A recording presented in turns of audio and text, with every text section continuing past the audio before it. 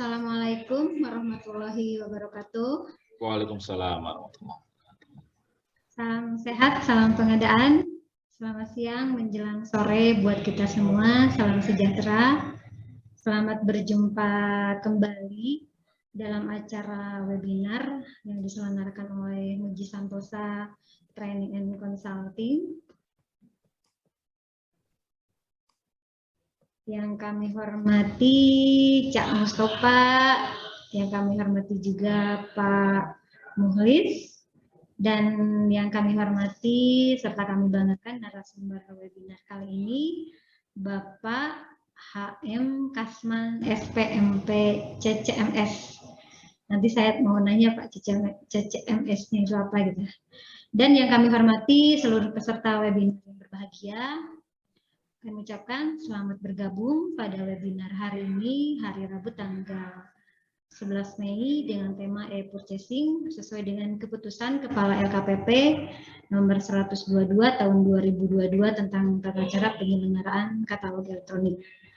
Peserta webinar yang kami hormati, marilah kita panjatkan puji dan syukur kehadirat Allah Subhanahu wa Ta'ala, karena atas berkahnya lah kita bisa bergabung melalui layar Zoom meeting hari ini. Tidak lupa saya mengucapkan selamat Hari Raya Idul Fitri. Mohon dimaafkan atas segala salah dan hilaf. Tadi sudah diperkenalkan, nama saya Elis Kamalasari. Saya dari bagian PBJ Setda Kabupaten Sumedang, yang saat ini Japung PBJ satu-satunya di Kabupaten Sumedang. Untuk kelancaran webinar, mari kita membaca doa sesuai dengan agama dan kepercayaan masing-masing. Berdoa dipersilahkan.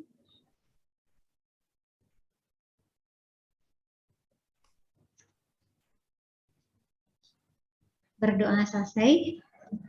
Sebelum acara dimulai, izinkan saya menyampaikan tata tertib webinar. Yaitu yang pertama, peserta mengikuti kegiatan sesuai waktu pelaksanaan. Narasumber akan menyampaikan materi kurang lebih 45 menit dan kemudian akan dilanjutkan dengan diskusi dan tanya jawab selama 45 menit. Peserta yang mengajukan pertanyaan, klik tombol raise hand dan akan diberikan kesempatan bertanya oleh moderator atau bisa juga diisi di kolom chat. Peserta mengisi link daftar hadir atau post-test yang akan dibagikan saat kegiatan berlangsung sebagai bukti kehadiran dan penulisan nama di sertifikat paling lambat 10 menit setelah berakhirnya kegiatan. Ketentuan mendapatkan sertifikat workshop online dengan menjawab post-test sebanyak 10 soal dengan syarat hasil minimal 8. Apabila kurang dari 8 hanya dapat sertifikat online. Jadi mungkin Bapak dan Ibu bisa mengulang terus sampai hasilnya 8 minimal. Peserta yang mengisi post-test yang akan mendapatkan sertifikat kehadiran paling cepat 2 kali 24 jam setelah kegiatan yang dapat di-download di https://bit.ly/sertifikatku. Bapak dan Ibu yang berbahagia, marilah sekarang kita menyimak paparan yang akan disampaikan oleh narasumber dengan tema e-purchasing yang nanti akan dikupas tuntas oleh narasumber kita saat ini kepada Bapak HM Kasman SPMP CCMS. Waktu dan layar kami persilakan. Silakan Pak. Bismillahirrahmanirrahim. Assalamualaikum warahmatullahi wabarakatuh. Waalaikumsalam warahmatullahi wabarakatuh. Terima kasih Bu Elis dari Sumedang ya. Salam kenal. Sama-sama. Biasanya Ya. kan cuma di Facebook tuh disebut-sebut Pak Muji. Iya, sering dicolek Pak, sering di-tag. Yang terhormat Pak Muji Santosa, semoga sehat-sehat Pak ya. Demikian juga dengan Pak Mukhlis sebagai host. Teman-teman sekalian yang telah hadir, khususnya Pak Mustafa, ini ada standby, Pak Christian, Pak Nasir, Pak Suhendra ya, dan teman-teman yang lainnya. Terima kasih sudah bisa hadir di acara Zoom meeting kita siang hari ini. Masih dalam bulan Syawal, seperti yang disampaikan Bu Elis tadi, Tak lupa pula saya mengucapkan selamat Hari Raya Idul Fitri. Mohon maaf lahir dan batin. Nah, pada hari ini kita coba untuk berbagi tentang purchasing. Mungkin saja nanti kita bisa diskusi lebih mendalam ya terkait dengan keputusan Kepala LKPP nomor 122 tahun 2022 ya tentang tata cara penyelenggaraan katalog.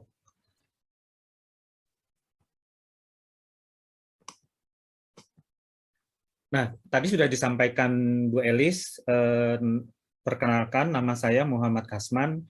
Saat ini saya bertugas di Biro PBJ Setda Prop Kalsel. Saya juga Japung pengelola PBJ Ahli Madya. Saat ini sama dengan Cak Mustafa, Pak Kris juga sebagai advisor PBJ di LKPP.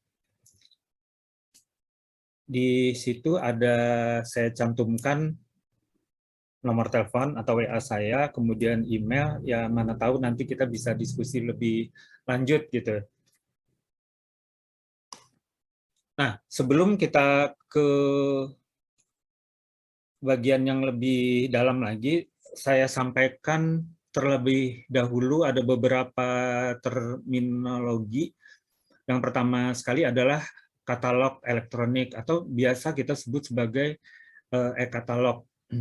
Ini merupakan sistem informasi elektronik yang memuat sejumlah informasi, yaitu daftar, kemudian jenis, spesifikasi teknis, TKDN, produk dalam negeri, produk SNI, produk ramah lingkungan, kemudian negara asal barang jasa itu, kemudian harga, penyedianya dari mana, kemudian informasi lainnya terkait dengan barang dan jasa.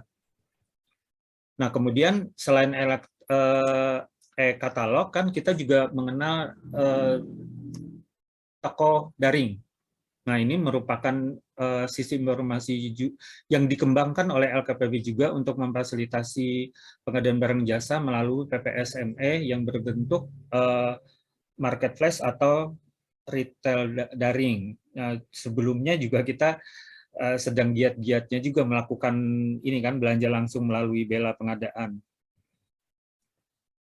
Nah, sebenarnya e-purchasing apa sih? Gitu kan, e-purchasing sebenarnya purchasing itu merupakan pembelian secara elektronik. Nah, atau boleh dikatakan sebagai tata cara pembelian barang jasa. Bisa melalui katalog atau katalog elektronik maupun toko daring. Nah, terus apa aja yang kita beli atau kita bisa lakukan transaksi melalui toko daring maupun e-katalog itu bisa barang, bisa pekerjaan konstruksi, termasuk yang tadi materialnya juga kan, kemudian jasa lainnya seperti jasa keamanan, jasa kebersihan, gitu. Nah, e-processing ini termasuk katalog dan toko daring gitu kan, itu kehadiran dari e-processing ini adalah supaya dia transparan, terbuka, kemudian menciptakan iklim usaha yang kompetitif, sehingga dapat mendorong usaha pengembangan mutu produk dengan harga produk yang wajar, sehingga mendorong pertumbuhan kinerja mitra pelaku usaha dalam negeri. Nah, selain itu, diharapkan dengan adanya e-katalog ini, penyelenggaraan katalog elektronik pemerintah juga bisa mendapatkan laporan yang akurat. Jadi pembelian barang jasa kalau dilakukan secara transaksional di katalog ataupun di toko daring itu kan lebih akurat karena terdata, historinya ada. Nah, sehingga dengan demikian perlu dibuat suatu pedoman tata cara penyelenggaraan katalog. Nah, yaitu dengan kehadiran dari keputusan Kepala LKPP nomor 122 tahun 2002 ini. Maksudnya adalah untuk mempercepat dan kelancaran penyelenggaraan katalog dan purchasing katalog.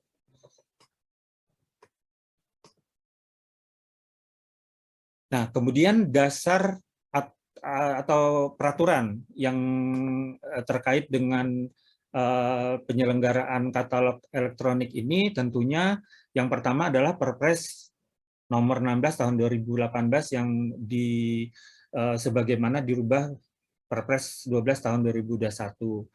Nah, kemudian peraturan LKPP nomor 9 tahun 2021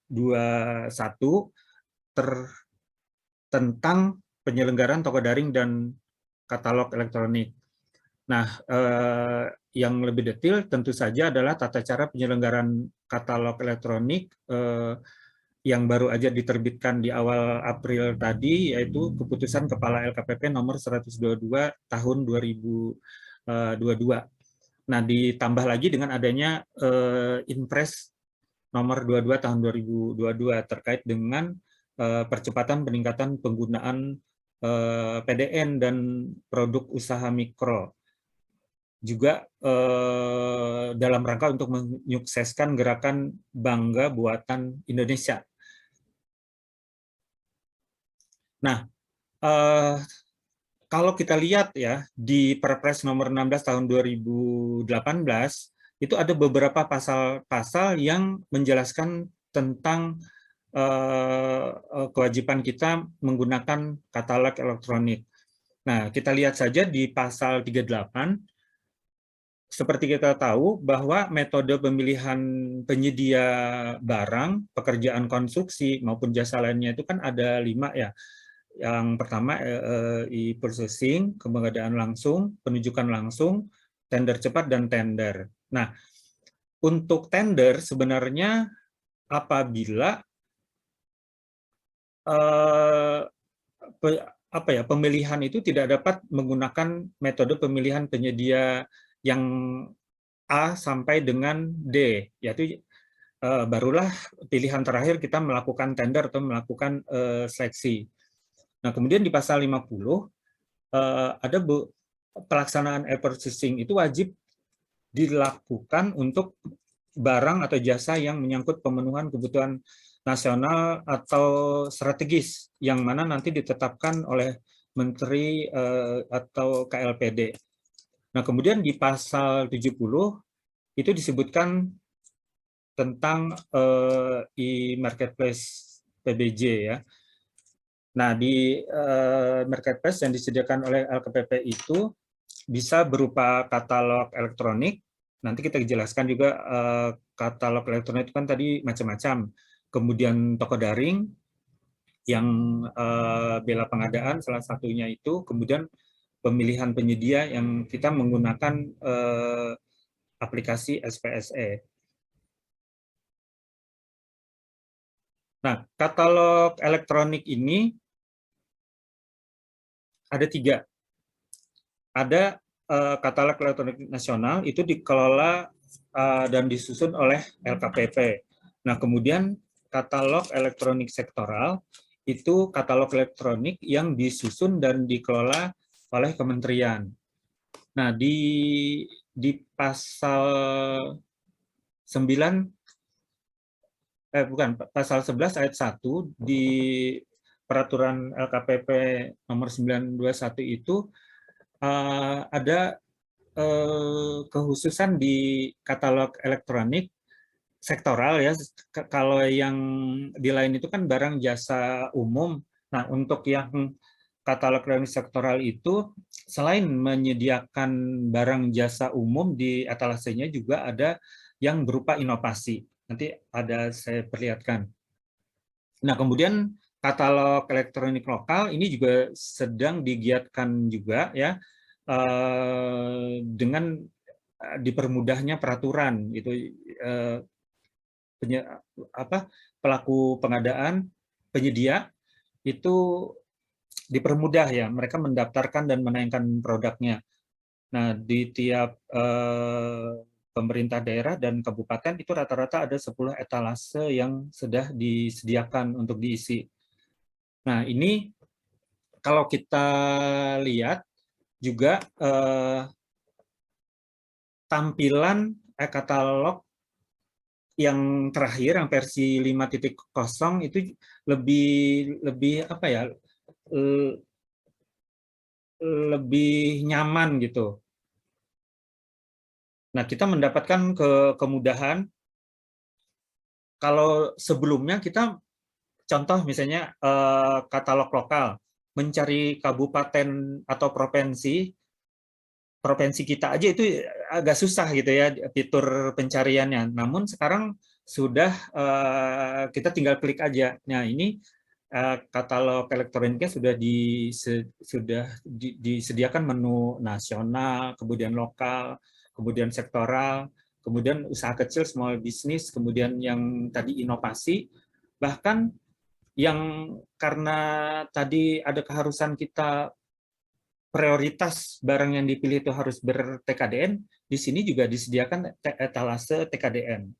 Jadi kita lebih gampang untuk mencari gitu, memfilter barang yang hendak kita cari dan kita pilih gitu. Nah, ini di e-katalog itu ada yang disebut dengan produk katalog. Nah, barang jasa yang disediakan oleh penyedia yang tercantum pada e-katalog itu disebut sebagai produk katalog, yang mana di situ merincikan spesifikasi, kemudian fungsi, kinerja, dan harga tertentu yang tercantumkan gitu ya. Nah, kemudian produk yang tercantum pada e-katalog, baik itu e-katalog nasional, sektoral, kemudian lokal, itu dapat dibeli oleh KLPD, kecuali yang pada fitur iklan. Nah, kemudian harga satuan yang ditayangkan pada e-katalog merupakan harga satuan tertinggi yang dapat dilakukan pembelian e-processing. Jadi tidak bisa kita nanti dalam membeli atau melakukan negosiasi itu di atas dari harga yang telah ditayangkan pada katalog. Nah, ini sekarang itu kan lagi di apa ya, percepatan gitu, digenjot untuk 1 juta produk ya.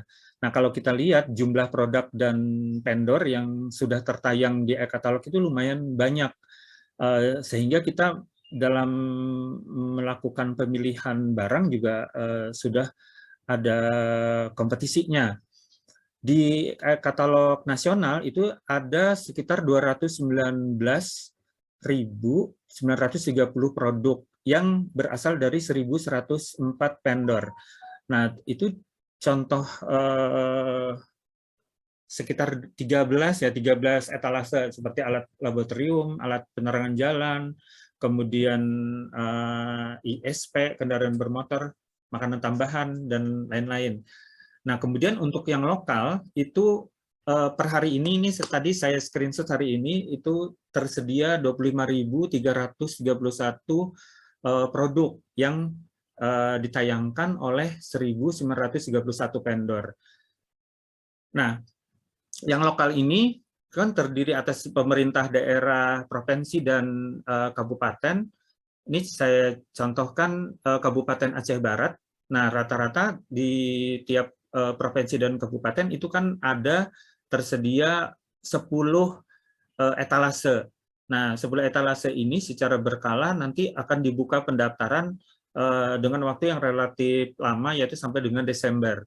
Nah, itu rata-rata etalasenya adalah alat tulis, kemudian aspal, bahan material, bahan pokok, beton ready mix, jasa keamanan, makan minum, dan sebagainya. Nah, kemudian yang untuk sektoral itu ada sekitar 75.495 produk dari 2.372 vendor. Nah, ini masing-masing badan kementerian. Nah, itu ada ya. Nah, terutama ini yang untuk sektoral itu kan ada yang saya sebut tadi sebagai itu yang Kementerian Riset yang BRIN ya. Badan Riset ini tuh apa ya? Nah, itu ada inovasi. Itu ada 190 produk dari 29 vendor. Ada inovasi alat kesehatan, kemudian ada inovasi energi, kemudian kemaritiman, kesehatan, dan lain sebagainya. Nah, kemudian di sini juga sudah disediakan etalase yang khusus untuk UKM. Itu ada sekitar 64.884 produk dari 2.111 vendor. Nah, yang ber-TKDN itu juga sudah dikumpulkan dalam satu klaster, ya ini produk-produk yang telah memiliki TKDN itu ada sekitar 208 produk dari 32 vendor. Nah, kalau kita lihat yang sudah punya TKDN itu apa aja? Nah, itu misalnya nih ada selimut ya. Nah, TKDN-nya juga tinggi tuh, dari 96,73. Nah, jadi TKDN dan BMP-nya itu 96,73. Ada banyak lagi, nanti Bapak Ibu sekalian bisa lihat. Nah, kemudian dalam kita melakukan e-purchasing, katalog elektronik ini ada 3 jenis metode yang bisa kita lakukan.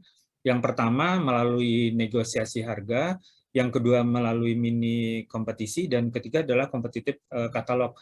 Namun yang biasa kita lakukan kebanyakan itu adalah negosiasi harga. Nah, jadi negosiasi harga itu kita melakukannya terhadap harga satuan produk dengan mempertimbangkan kuantitas produk yang diadakan. Apakah sudah termasuk ongkos kirim, kemudian biaya instalasi atau ketersediaan produk. Nah, bagaimana tahapan dari e-purchasing yang melalui negosiasi harga? Pada dasarnya sebenarnya ada 2 tahap, persiapan dan pelaksanaan. Namun di sini bisa saya tambahkan, sebelum pelaksanaan itu kita juga harus melakukan semacam verifikasi yang saya sebut sebagai pelaksanaan pemilihan. Kemudian setelah pelaksanaan pemilihan tentunya adalah pelaksanaan pekerjaan. Nah, di tahap persiapan pemilihan itu ini harus dilakukan oleh PPK. Pertama itu adalah penyusunan spesifikasi teknis. Jadi meskipun kita melakukan pemilihannya itu melalui e-katalog, itu harus juga kita menyusun spesifikasi teknis. Nah, penyusunan spesifikasi teknis ini itu harus mengacu pada spesifikasi teknis yang telah disusun pada tahap perencanaan. Nah, jadi tahap perencanaan yang pada saat kita ingin menyusun anggaran itu ya, jadi berdasarkan data atau info pasar terkini untuk mengetahui ketersediaan barang jasa, kemudian harga, kemudian pelaku usaha dan alternatif barang jasa sejenis, kemudian apa ada sudah tersedia produk dalam negerinya, kemudian produk yang dihasilkan oleh usaha kecil. Nah, jangan sampai kita nanti ngadakan ternyata maksudnya gini, jangan sampai kita merencanakan, tetapi di dalam pelaksanaan ternyata barangnya tidak ada gitu, atau ada namun tidak sesuai dengan persyaratan yang mewajibkan kita untuk memilih barang tersebut. Nah, kemudian yang kedua, penyusunan spesifikasi teknis itu dimungkinkan untuk menyebut merek kalau untuk pemilihan dengan cara purchasing ya pada katalog elektronik. Nah, namun kan di katalog itu barang yang sejenis kan macam-macam tuh mereknya. Maka kita harus mendukungnya dengan justifikasi teknis secara tertulis. Nah, misalnya kan barang A misalnya, barang A dengan spesifikasi yang sama itu mereknya ada A, B, C, D. Nah, mungkin kita memilih barang yang mereknya A. Nah, itu harus kita memiliki justifikasi yang tertulis. pertimbangannya apa, kemudian alasannya memilih merek itu apa, kemudian bukti atau fakta terhadap kebutuhan atas suatu merek tertentu. Itu ya. Nah, kemudian prioritas barang yang harus dipilih.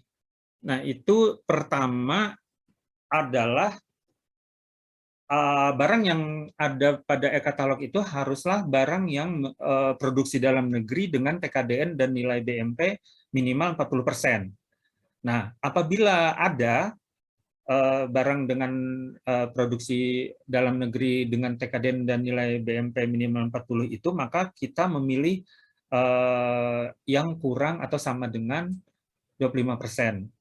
Nah, namun apabila poin 1 ini tidak ada, artinya tidak ada barang yang memiliki TKDN dan BMP 40%, maka PPK atau PP itu boleh memilih yang produksi dalam negeri kurang dari 25%. Tapi harus produksi dalam negeri meskipun TKDN-nya kurang dari 25%.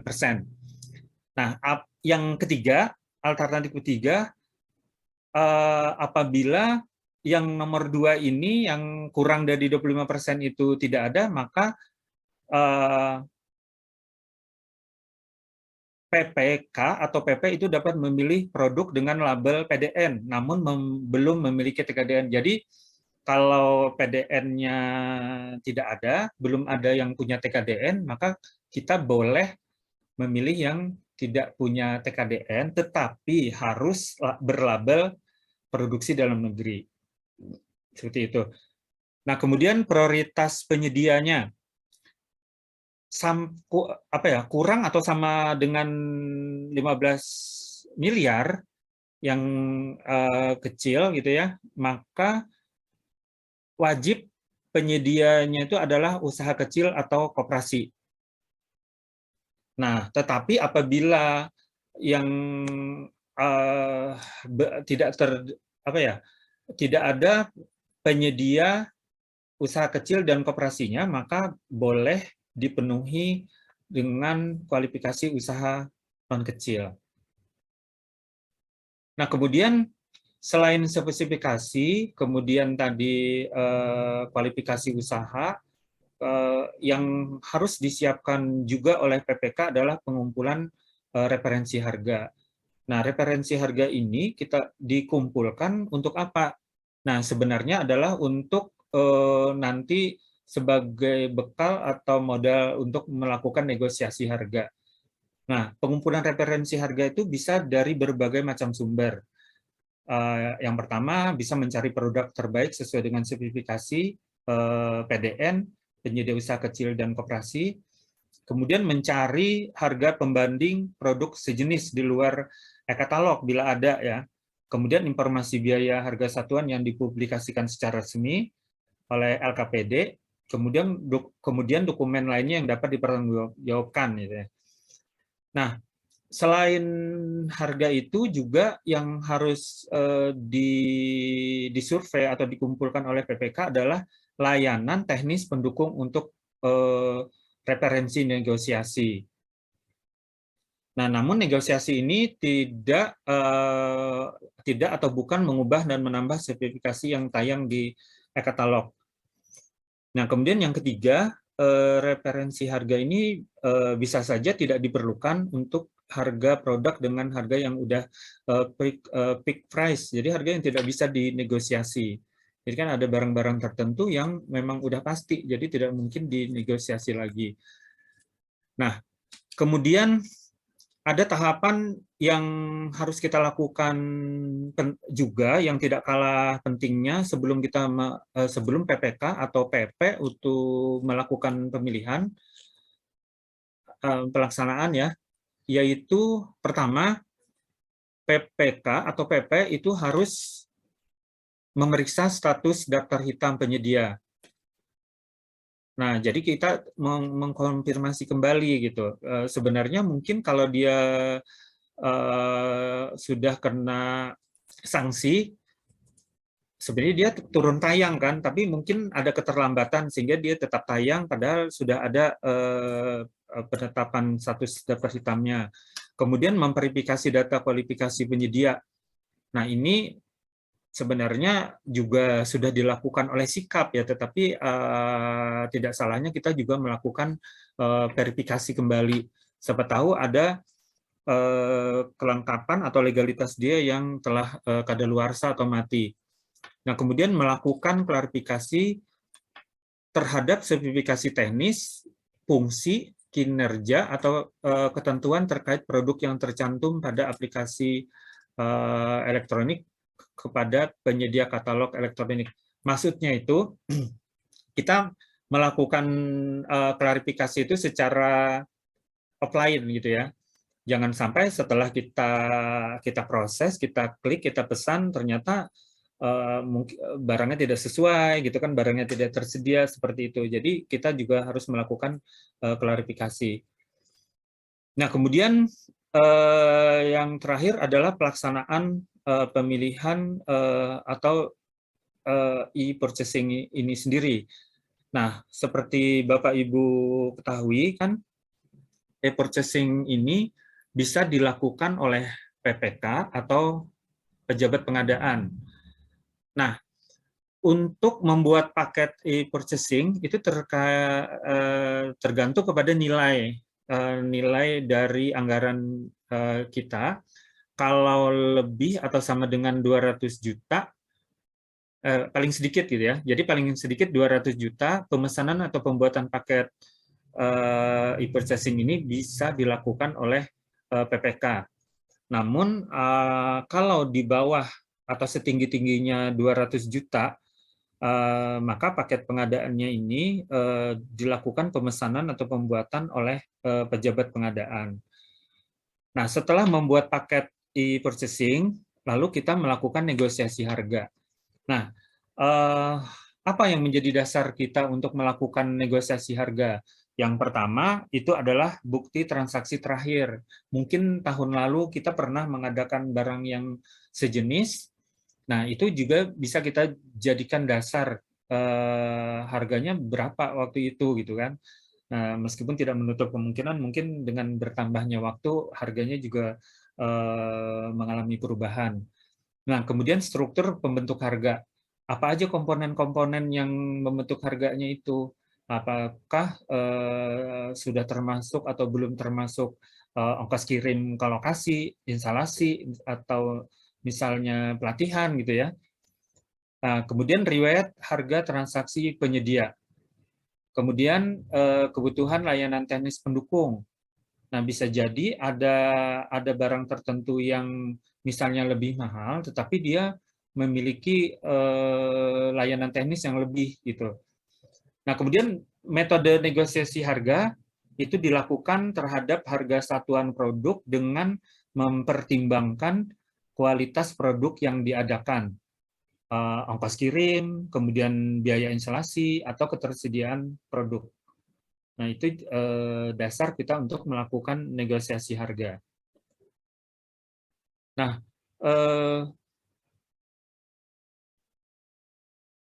sebenarnya negosiasi harga, selain negosiasi harga itu PPK atau PP juga dapat melakukan negosiasi layanan teknis pendukung. Jadi bukan harganya yang kita negosiasi, tetapi layanan teknis pendukungnya. Nah, misalnya ada suatu alat kedokteran, misalnya itu memerlukan pelatihan penggunaan barang. Nah, apabila belum termasuk dalam harga barang atau jasa, nah itu yang harus kita konfirmasi gitu. Nah, atau misalnya belum termasuk tetapi anggaran kita tidak cukup, nah itu yang harus kita negosiasi ke penyedia. Nah, kemudian dua, instalasi. Apabila belum termasuk dalam harga barang jasa, jangan sampai kita membeli barang ternyata belum termasuk instalasi, akhirnya nanti kita beli tidak bisa menginstalasi, akhirnya barangnya itu tidak bisa kita gunakan. Nah, kemudian garansi atau layanan purna jual. Nah, itu harus kita pastikan juga berapa tahun garansinya gitu kan. Kemudian ketersediaan spare part-nya misalnya. Nah, kemudian bisa juga negosiasi itu dilakukan dengan menambah pemaketan atau bundling dengan produk lainnya selama kompatibel serta mendukung fungsi dan kinerja barang jasa. Mungkin kita membeli suatu alat, nah sekalian dengan spare part-nya, sekalian dengan reagennya misalnya ya. Nah, kemudian negosiasi layanan teknis pendukung selain yang dimaksud dalam huruf D di atas tadi dapat dinegosiasikan oleh PPK atau PP dengan terlebih dahulu berkonsultasi dengan pengelola katalog elektronik. Nah, jadi itu apakah elektronik lokal, nasional maupun sektoral. Jadi kita bisa konsultasi dulu tuh karena si penyedia kan berhubungan dengan pengelola katalog tersebut. Nah, kemudian apabila terjadi negosiasi layanan teknis pendukung, itu harus dicatatkan pada aplikasi katalog elektronik serta dicantumkan pada surat pemesanan. Jadi ada slotnya, ada tempatnya yang kita cantumkan di situ apa yang kita lakukan negosiasi. Nah, kesepakatan negosiasi harga dan layanan teknis pendukung antara PPK dan PP dengan penyedia tidak boleh melebihi harga satuan tayang. Nah, jadi yang tertayang itu berapa gitu ya? Di situ misalnya 1 juta, maka apabila kita melakukan negosiasi harga dan layanan teknis itu tidak boleh melebihi harga satuan yang telah tertayang di situ. Nah, kemudian proses negosiasi harga dan layanan teknis pendukung yang dilakukan oleh PPK dan PP dicatatkan melalui fitur negosiasi pada aplikasi katalog elektronik, sehingga tuh ada historiknya gitu, ada tercatat secara digital. Nah, apabila sepakat, pembuatan dan penandatanganan surat pesanan dan melanjutkan proses e-purchasing. Namun kan ada kalanya juga antara PPK dengan si penyedia itu tidak sepakat, dan maka PPK atau pejabat pengadaan itu membatalkan paket dan negosiasi, lalu melakukan negosiasi kembali kepada penyedia katalog lainnya sesuai dengan tahapan. Tapi tahapannya dari awal lagi gitu ya, mulai dari yang persiapan tadi. Nah, jadi apabila dalam melakukan negosiasi harga atau negosiasi layanan teknis ini tidak ada kata sepakat, maka paket ini batal. Kemudian PPK atau PP itu melakukan pembuatan paket lagi, melakukan negosiasi lagi sesuai ketentuan tahapan e-purchasing. Nah, tapi ada kalanya juga negosiasi itu tidak selalu ada. Negosiasi kadang-kadang tidak perlu jika harga yang tayang itu merupakan fixed price atau harga yang sudah tidak dapat negosiasi. Mungkin ada harga-harga tertentu yang sudah mapan, yang sudah pasti. Nah, itu maka tidak perlu dilakukan negosiasi. Nah, apa yang saya sampaikan di atas tadi, kalau kita ringkas, alurnya adalah seperti ini. Jadi ini adalah alur purchasing. Nah, ini kalau lebih rinci lagi bisa Bapak Ibu lihat di sini. Nah, ini purchasing alurnya itu yang dilakukan oleh PEPAS, pejabat pengadaan selaku pemesan dan PPK selaku pembeli. Nah, kemudian ini alur dari purchasing dengan negosiasi yang mana PPK selaku pemesan ya. Nah, jadi kita bisa lihat di sini.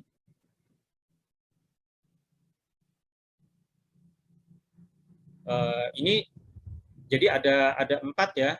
Ada 4 pihak yang terlibat. Di sini ada PPK, ada PP, ada penyedia, ada distributor. Nah, di sini kita lihat yang warna kuning, PPK itu melihat e-katalog dan membuat rencana pengadaan. Nah, ini dilakukan secara offline. Nah, kemudian dia memohon kepada PP untuk melakukan proses atau pembuatan paket e-purchasing. Nah, PP masuk melalui akun PP. Nah, kemudian dia membuat paket. Nah, paket yang telah dibuat itu diinput, kemudian dikirim permintaannya ke pembeli. Nah, ini penyedia dapat notifikasi, kemudian dia melihat permintaan, lalu apabila volumenya dengan harganya sudah sesuai, lalu diadakan negosiasi. Negosiasi ini ada dua opsi, bisa setuju, bisa tidak. Kalau tidak, maka kembali lagi kepada PP, kemudian membuat paket baru dengan penyedia yang lain, lalu melakukan negosiasi dari awal lagi. Namun apabila antara PP itu dengan penyedia setuju, maka lalu dipilih distributor atau pelaksana kegiatan pekerjaan, persetujuan permintaan pembelian, kemudian disampaikan kepada PPK. Nah, PPK itu membuat pesanan, download surat pesanan gitu ya. Nah, kemudian cetak, lalu diserahkan kepada bisa langsung ke penyedianya atau bisa kalau ada distributornya gitu ya.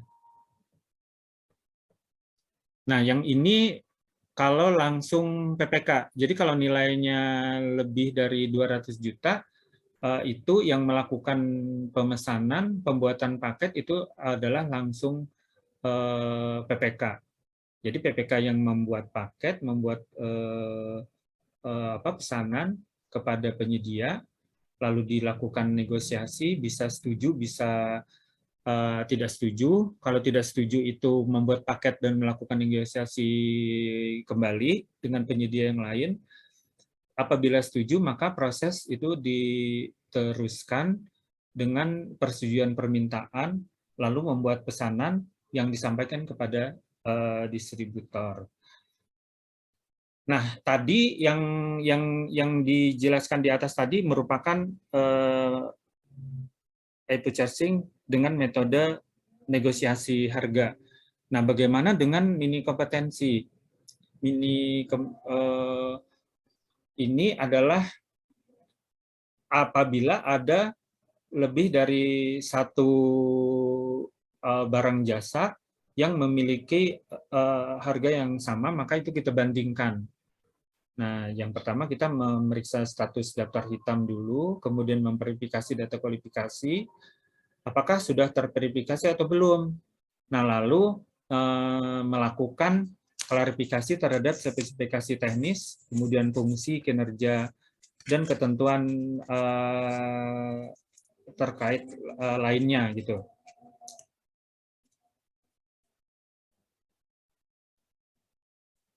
Nah, kalau kompetitif katalog itu nanti apabila metode fitur ini sudah tersedia pada aplikasi katalog elektronik. Nah, demikian yang bisa saya bagi pada Bapak Ibu sekalian pada hari ini. Saya mohon maaf apabila ada kesalahan. Terima kasih. Semoga bermanfaat. Assalamualaikum warahmatullahi wabarakatuh. Saya kembalikan kepada Ibu Elis kembali.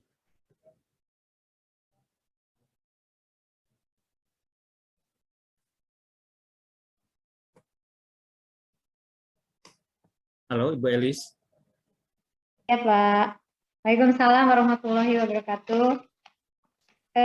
Maaf, Pak, ini ada kendala. Saya sekarang pakai laptop satu, pakai HP satu, karena yang di laptopnya tidak bisa unmute, nggak bisa video juga. Tapi kalau ini pakai HP jelas juga, Pak, suaranya, Pak. Udah jelas. Oh ya. Nggak tahu nih tadi sampai berapa kali keluar, tapi alhamdulillah pakai HP lancar, jadinya pakai dua. Silahkan Bapak dan Ibu, kalau ada yang mau ditanyakan kepada narasumber kita hari ini. Mohon Bapak dan Ibu klik raise hand-nya. Sebelum ada yang raise hand, Pak, kebetulan ada yang bertanya di kolom chat. Yes. Di kolom chat dari Immanuel. Yang pertama, mengapa LKPP masih menayangkan produk impor di e-katalog? Yang kedua, KPA merekomendasikan pengadaan combine harvester produk impor karena sudah biasa dipakai masyarakat dengan teruji kualitasnya. PPK sudah cek di e-katalog ada satu produk PDN, namun pagu dana tidak cukup. Apakah PPK tidak salah kalau pengadaan produk impor sesuai petunjuk KPA? Yang ketiga, ada produk yang harga di bawah pagu HPS, tetapi penyedia tidak menanggapi proses negosiasi di sistem. Sedangkan PDN yang tidak ber-TKDN menyetujui negosiasi. Apakah boleh melanjutkan ke tahap kontrak dengan penyedia PDN? Maaf Pak, apakah setelah terbit cetak elektronik PPK bisa membatalkan? Gitu Pak, pertanyaannya lumayan banyak, ada 4 Pak. Nah, disilakan Pak. Bentar ya. Supaya saya lihat.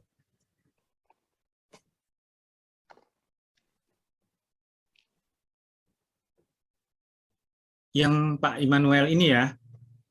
Iya Pak, yang Immanuel Pak ya. Mengapa LKPP masih menayangkan impor? Oke. Iya.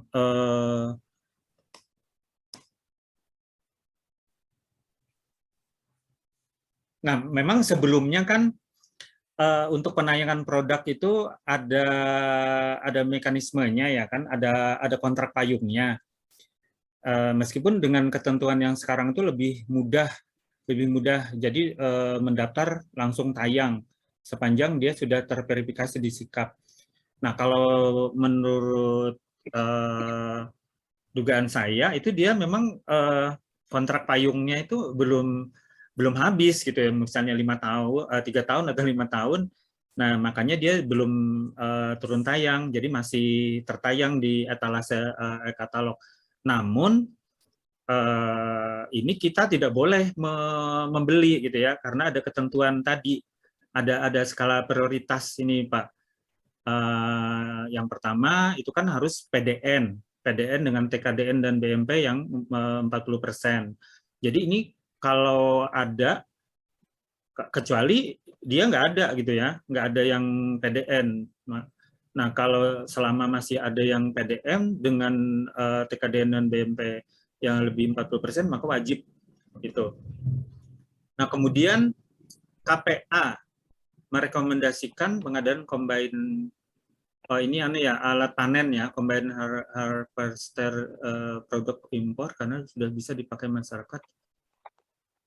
PPK sudah cek di katalog ada satu produk PDN, namun pagu dana tidak cukup. Apakah PPK tetap nggak boleh, Pak? Pokoknya urutannya ini. Yang pertama harus PDN dengan TKDN 25% minimal. Kemudian kalau TKDN-nya yang kurang atau sama dengan 25% itu tidak ada, maka boleh memilih yang kurang dari 25%.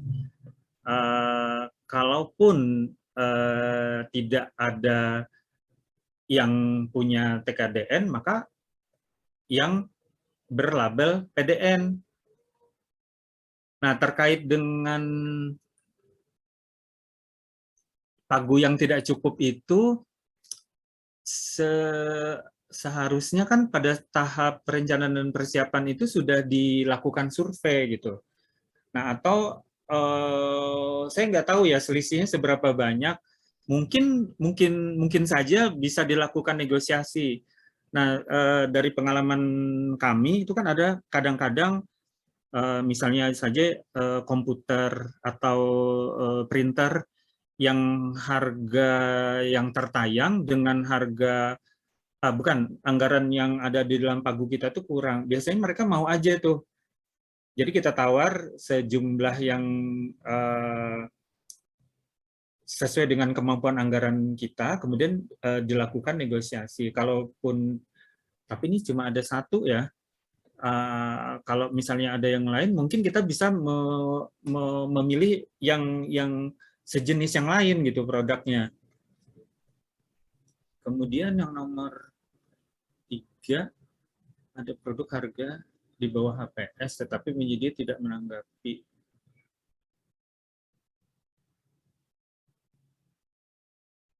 Nah, makanya tadi di dalam persiapan ini kita sebelum melakukan pembuatan paket, kita harus melakukan ini, Pak. Nah, ada pelaksanaan pemilihan itu. Yang tadi pertama kita memeriksa status daftar hitamnya. Yang kedua kita memverifikasi data kualifikasi penyedianya itu. Nah, kemudian yang ketiga adalah mengklarifikasi itu spesifikasi dan lain sebagainya gitu ya. Jadi sebelum kita secara online atau secara sistem, kita secara offline dulu gitu. Kita upayakan mungkin dihubungi melalui, biasanya kan ada kontak personnya tuh, ada nomor telepon, ada email, atau biasanya dia punya vendor di Jakarta, ya biasanya ada distributornya di daerah kita. Nah, kita coba hubungi yang distributor yang di daerah kita dulu gitu. Nah, kemudian yang keempatnya, apakah setelah kontrak, apakah setelah terbit cetak PPK? Sebaiknya jangan. Kalau sudah bentuknya pesanan itu harus dilaksanakan ya. Nah, kalau misalnya dibatalkan itu mestinya pada tahapan negosiasi. Nah, sehingga ini kan ada 2 opsi nih tadi. Pada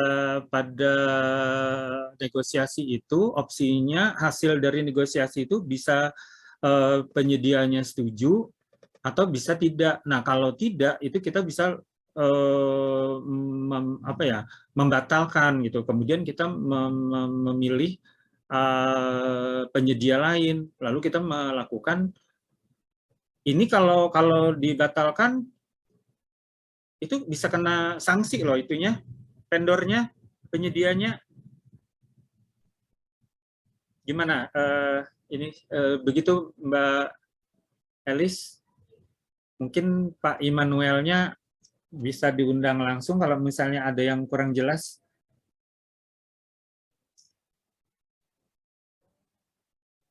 Silakan bergabung di klik Pak Immanuel. Pak Immanuel dari Seral. Ya, silakan Pak. Suaranya tidak terdengar Pak. Halo Bapak ya. Oh ya, silakan Pak. Bagaimana Bapak? Tadi kan sudah saya sudah tanyakan ya. Mengenai nomor 4 itu kita sudah cetak elektronik. Kemudian kita komunikasi tidak nyambung dengan penyedianya. Itu yang kita kesulitan. Oh, jadi setelah ada kesepakatan, kemudian sudah cetak pesanan, kemudian lost kontak Pak ya, nggak bisa dihubungi lagi? Ya. Baik telepon maupun emailnya? Ya, email, ya. Tidak direspon. Apakah di daerah Bapak ada distributornya? Tidak ada. Ini di kita pengadaan pupuk di Makassar. Dari NTT dengan Makassar sangat jauh. Sektoral, pengadaan pupuk NPK non subsidi. Ya memang ini kasuistis ya sebenarnya. Jarang ya, jarang mestinya itu dia sudah harus delivery barangnya aja kan.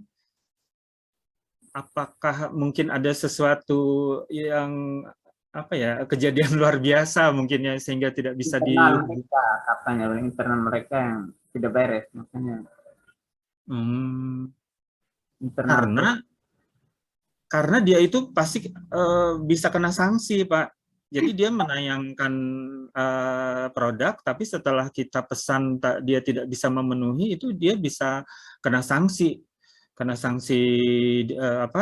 daftar hitam dan turun tayang. kalau Harus kita dilaporkan saja ya Pak ya. kalau Itu kita sudah berapa lama, Pak? baru 2 minggu. Baru 2 minggu ya. Ya, kita tunggu lagi ya. Padahal kan pupuknya juga perlunya cepat ya, karena mengejar musim. Ya. Kalau PPK batalkan, apakah PPK salah? Ya. Nanti kita berbagi nih dengan yang dari bagian hukum mungkin ya. Ya mungkin perlu dibikin telahan gitu kan, daripada menggantung. Nanti kita undang deh tuh, ada Pak Suhendra mungkin, daripada misalnya menggantung sementara kebutuhan pupuk ini kan tidak bisa nanti-nanti kan, karena mengejar waktu gitu, mengejar musim. Karena si penyedianya itu tidak bisa dihubungi.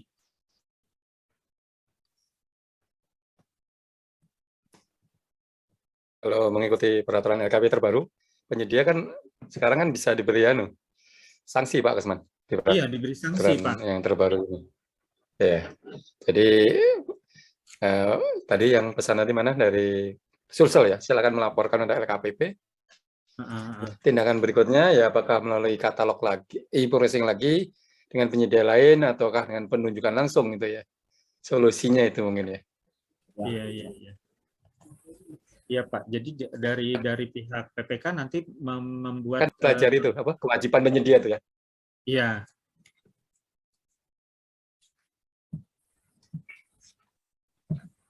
Jadi sekarang kewajiban penyedia ditegaskan dalam peraturan LKP yang terbaru. Nomor berapa Asman yang terbaru ini? Saya lupa. 122. 22 Pak. Ya, itu silakan dibaca ya itu peraturan itu. Iya, Pak Immanuel, itu tadi ya. di halaman 1 itu kan ada saya tuliskan linknya Pak. Jadi terkait dengan peraturan-peraturan e-katalog ini ada saya masukkan tuh, ada banyak mulai sini nih. Nanti Bapak bisa download deh, dan nanti jadi bahan ini. Ya. Nah, di halaman 1 itu Pak ada saya tuliskan linknya.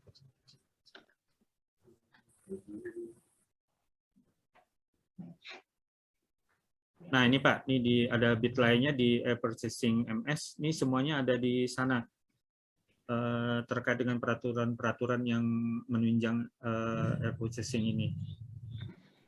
Ya. Ya bagaimana Pak Immanuel? Sudah jelas. Nah, sudah jelas ya Pak ya. Ya. Mohon informasinya Pak, suaranya gimana Pak? Saya agak ini nih, ada masalah. Ya kedengaran Bu Elis. Kedengaran Pak. Ya, lanjut ke penanya berikutnya ya ASN Ibu Dian Eravanita dari Bintan. Dipersilakan Bu. Assalamualaikum warahmatullahi wabarakatuh. Terima kasih Mas Asman dan Bu Elis.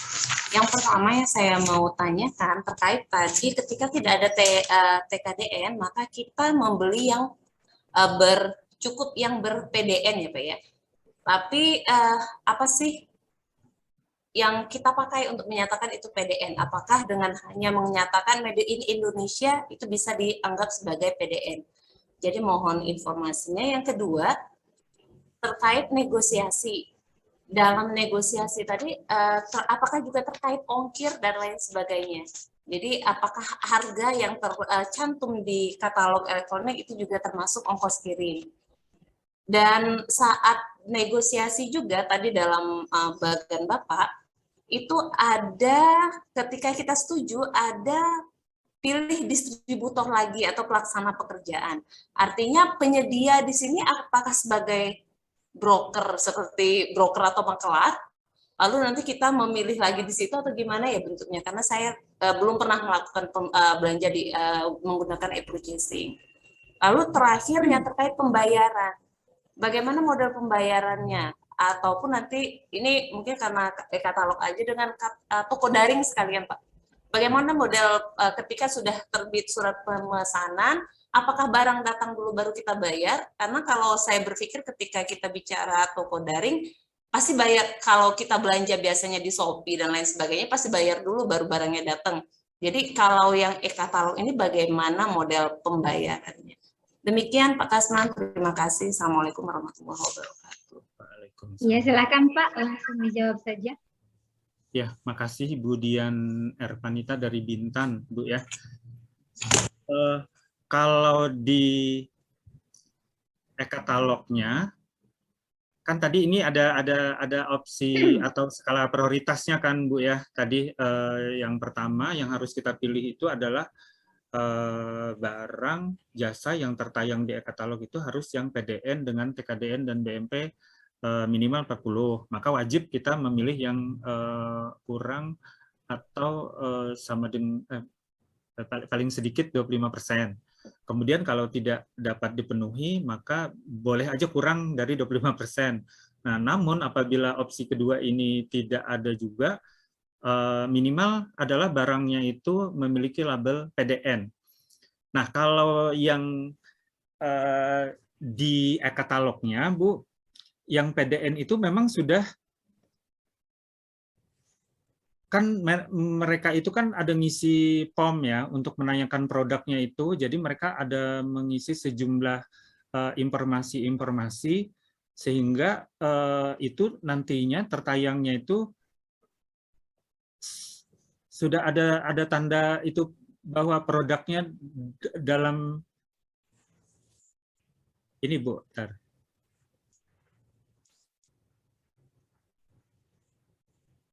Oh. Nah, ini kan ada tulisan yang merah putih nih, Bu.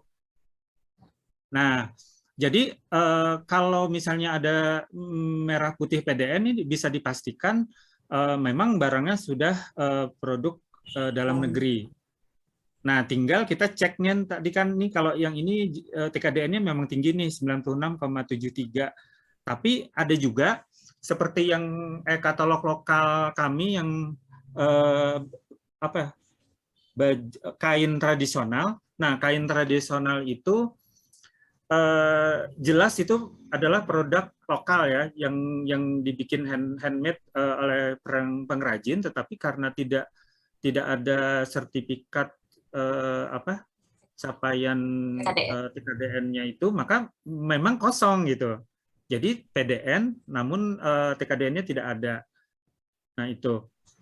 Kemudian yang kedua tadi toko daring ya Bu ya. Nah kalau toko daring itu kan ada banyak marketplace-nya ya Bu ya. Sementara yang kayak di Jawa Timur, Bali, Bandung, kita kan pakai MBIS. Nah, kalau MBIS itu, ini bukan iklan ya, kita menggunakan MBIS Market itu karena bisa TOP. TOP itu artinya barang sampai dulu, baru kita bayar, kan gitu kan Bu ya. Nah, kenapa jadi ada beberapa provinsi banyak menggunakan MBIS itu, karena MBIS memungkinkan untuk term of payment. Jadi, pembayarannya itu dilakukan setelah barang diterima baru dibayar. Nah, kalau untuk e-katalog ini pun sebenarnya barangnya diterima dulu baru dibayar gitu. Nah, sama dengan toko daring kan si penyedianya juga ada mencantumkan nomor rekening. Itu nanti pada saat download surat pesanan atau surat perjanjian itu ada di situ, Bu. Karena perjanjiannya kan ditulis secara offline lah istilahnya. Kan download tapi kemudian kita isi gitu kan. Kemudian di-upload kembali. Seperti itu, Budian mungkin ya. Tapi tidak menutup kemungkinan kalau misalnya ada teman-teman yang bisa menambahkan gitu. Gimana, Bu Dian? Untuk negosiasi tadi gimana, Pak? Itu yang pilih distributor. Oh iya. Jadi gini, memang ada penyedia ini kan ada maksudnya gini, penyedia yang memang dia langsung produsen istilahnya gitu kan, yang seperti UKM. Nah kalau UKM itu otomatis dia memproduksi dan istilahnya dia jadi penyedia langsung. Tetapi ada juga seperti pupuk, seperti contohnya yang kayak komputer. Nah, saya contoh kan, nggak apa-apa saya sebut supaya memudahkan.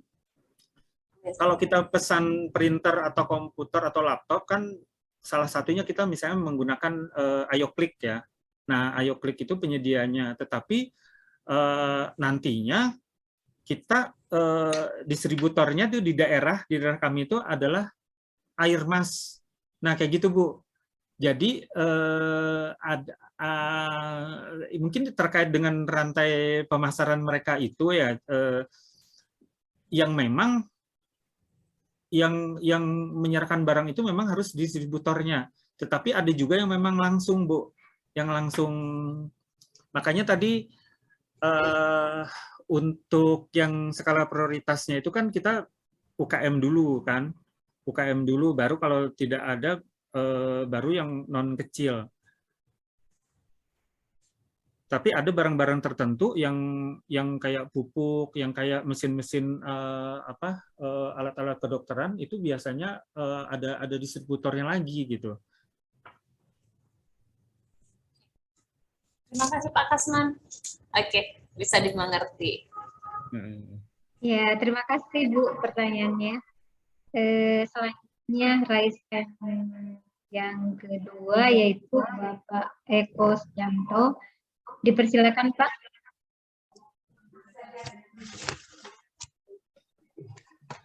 Assalamualaikum Pak Kasman. Terima kasih waktunya Bu moderator. Izin menanyakan ini yang terkait negosiasi Pak Kasman. Tadi sudah sampaikan oleh yang menanya sebelumnya. Ini kan yang sering kami alami itu negosiasi, bisa dibilang kami itu sering dipimpong oleh penyedia. Kadang kami menegosiasi harga itu alasannya sudah tidak bisa karena sudah merupakan ketetapan LKPP. Kemudian kami disarankan negosiasi ongkir. Ongkir begitu kami negosiasi, jawabannya juga sama, itu sudah ada ketentuan dari ekspedisi. Jadi seolah-olah itu ada saling lempar dan sebenarnya untuk menghindari adanya negosiasi. Itu yang sering kami alami. Nah ini kira-kira solusinya seperti apa, nanti barangkali ada yang berpengalaman tentang ini dari teman-teman atau mungkin dari Pak Kasman ada solusi, mohon penjelasannya. Yang kedua mengenai tahapan aplikasi Pak Kasman. Kadang kami tidak bisa menyelesaikan tahapan sampai akhir, sampai finish itu karena dari penyedia juga tidak klik aplikasi sesuai dengan tahapan yang ada pada penyedia sendiri. Pada pengiriman segala macam itu tidak sebagainya, sehingga untuk akhir dari tahapan-tahapan dalam aplikasi itu tidak bisa terpenuhi. Ini kira-kira ada solusi lebih lanjut atau mungkin bisa ada langkah lain atau gimana? Mohon penjelasan. Terima kasih Pak Kasman. Ya, terima kasih Pak Eko Sujanto. Ini dari Jogja ya kalau nggak salah ya. Dari Nganjuk Bapak, mungkin lambangnya aja yang mirip Jogja. Dari rumah sakit lah.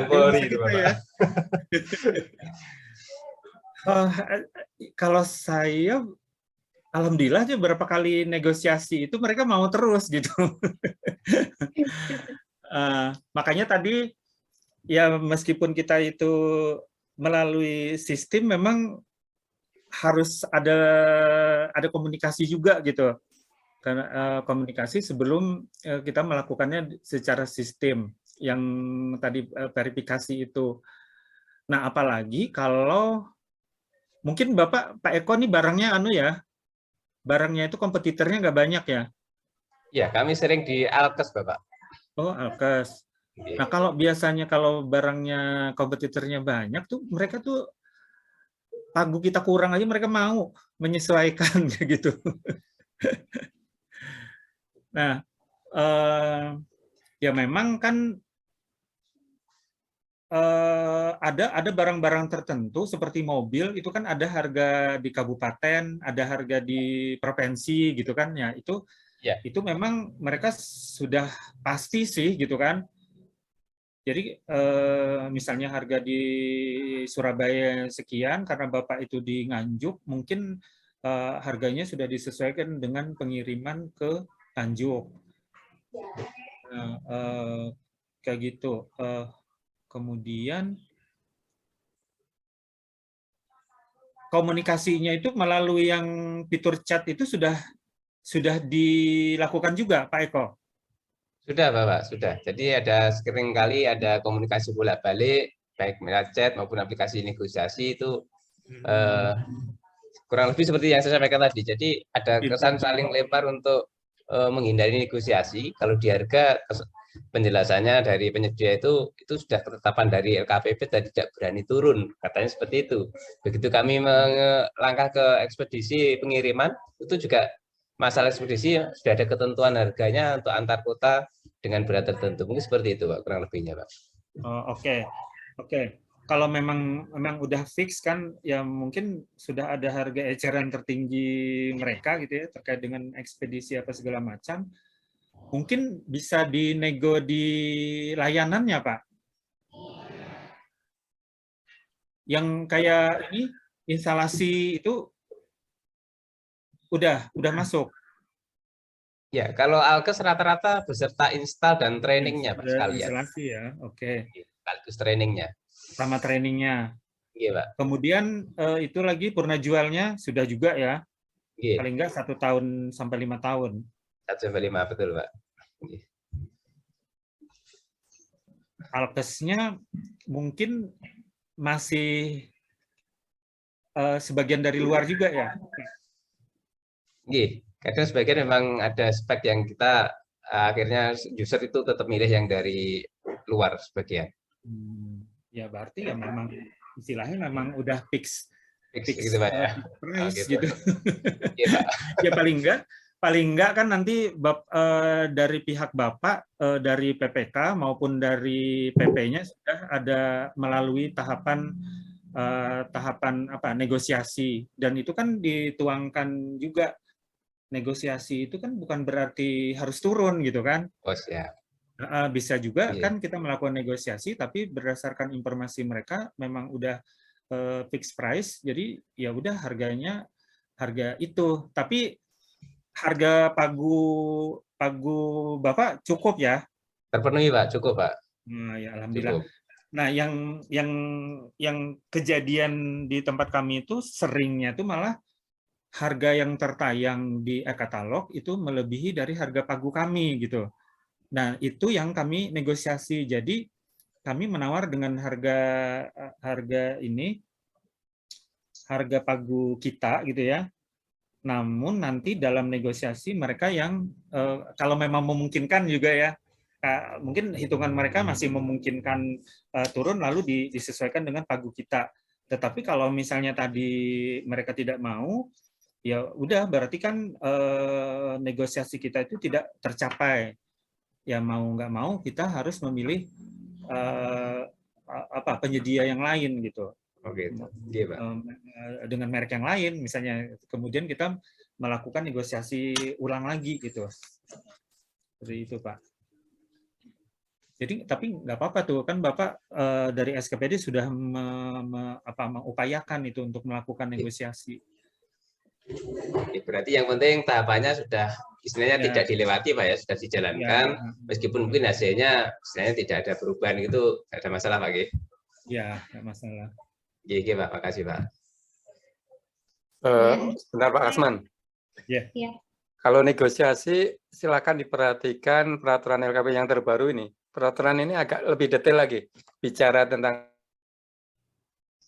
negosiasi. Jadi jangan seperti yang kemarin negosiasinya. Penyedia mengatakan ini sudah final dari LKP, nggak bisa negosiasi. Tidak begitu ya.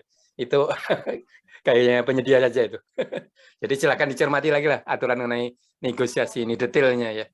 Terima kasih Pak Kasman gitu.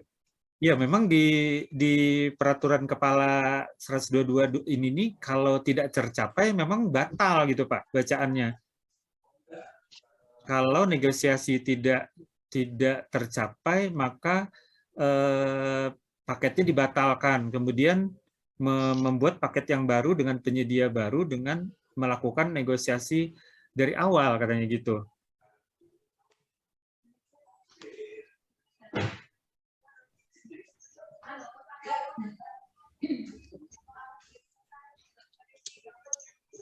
Ini Pak di poin J, apabila tidak terjadi kesepakatan negosiasi harga dan layanan teknis pendukung antara PPK PP dengan penyedia, maka PPK PP dapat membatalkan paket dan melakukan negosiasi pada penyedia katalog lainnya. Tapi opsi berikutnya itu bisa saja yang dinegosiasi itu bukan harga, tetapi layanan teknis. Tapi tadi saya tanya Pak Eko Suyanto, untuk layanan teknis itu karena alat kesehatan, alat kedokteran memang sudah include semua ya Pak ya. Sudah Bapak, sudah. Nah, jadi kayaknya untuk layanan teknis itu tidak bisa dinegosiasi lagi juga kayak gitu karena udah include gitu dengan harganya.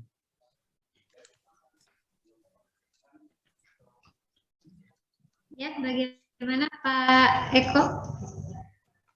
Oke, cukup Pak Kasman dan Bu Elis, terima kasih. Iya. Selanjutnya yaitu Pak Ishak. Dipersilakan Pak. Besar Mas Suri.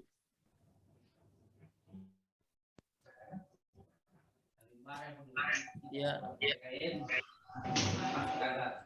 Assalamualaikum warahmatullahi wabarakatuh. Waalaikumsalam warahmatullahi wabarakatuh. Masuk perubahan waspek yang ada kita lainnya.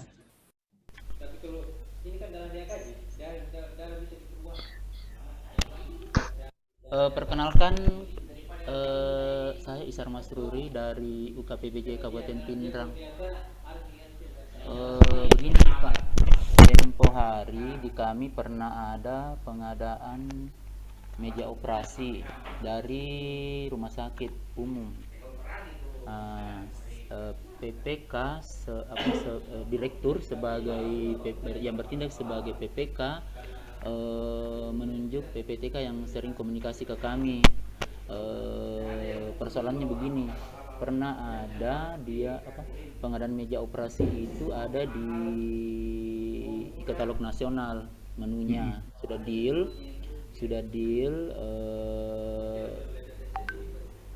tapi sejak ada sambil berjalan sudah ada perikatan, belum ada perikatan antara PPK dengan vendor.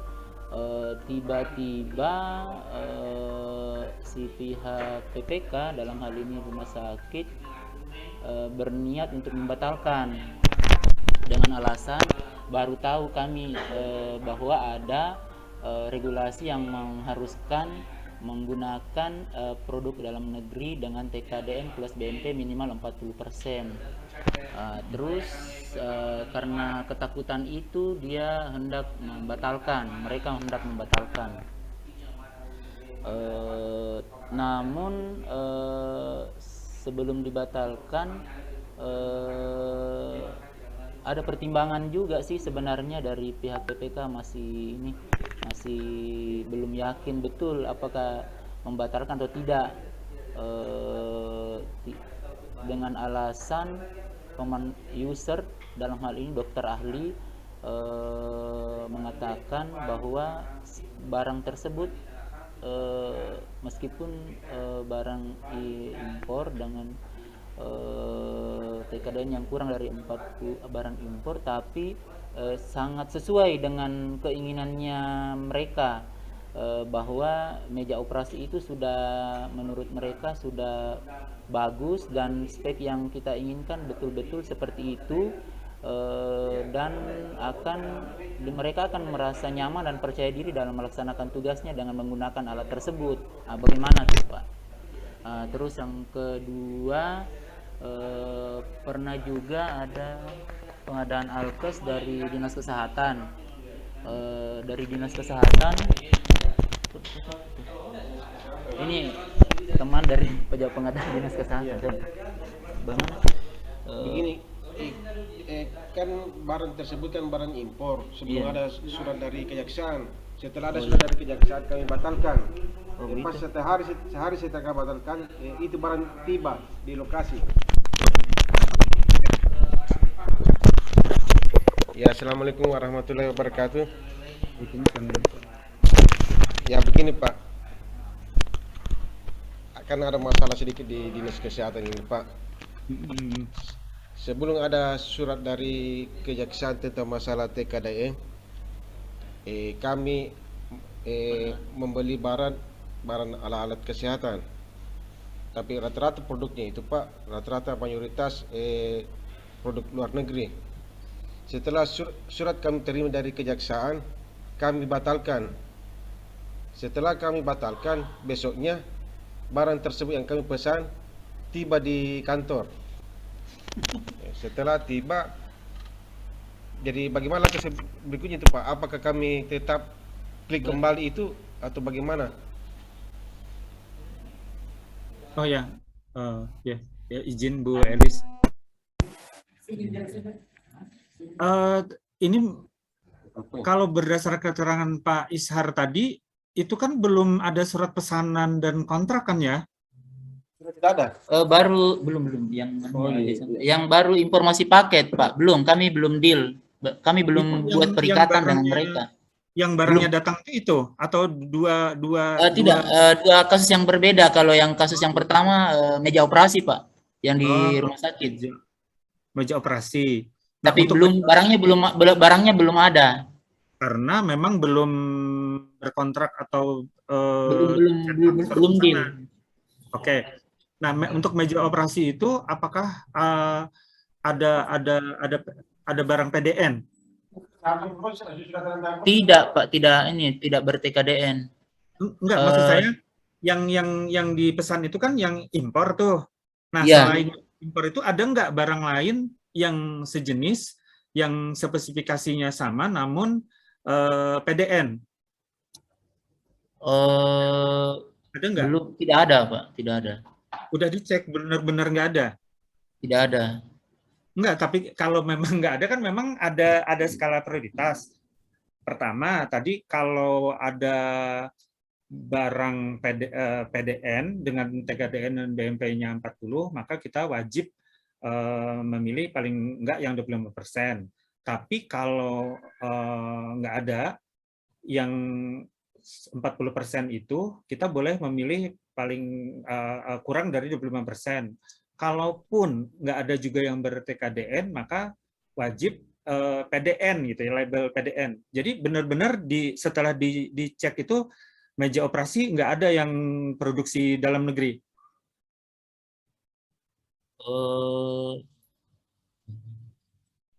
Ada kali. Ada Pak, tidak ada label PDN. Nggak ada. Nah kalau memang nggak ada nggak masalah.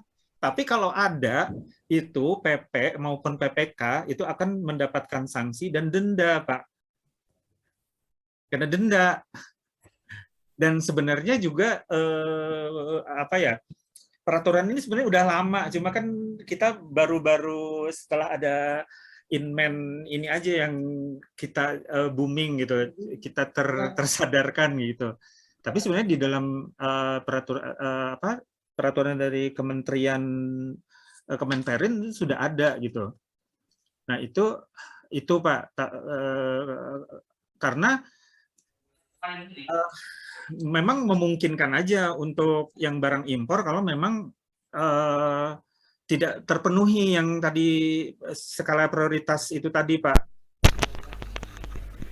Tadi kalaupun misalnya ada yang tidak ada ber-TKDN, minimal produksi dalam negeri gitu.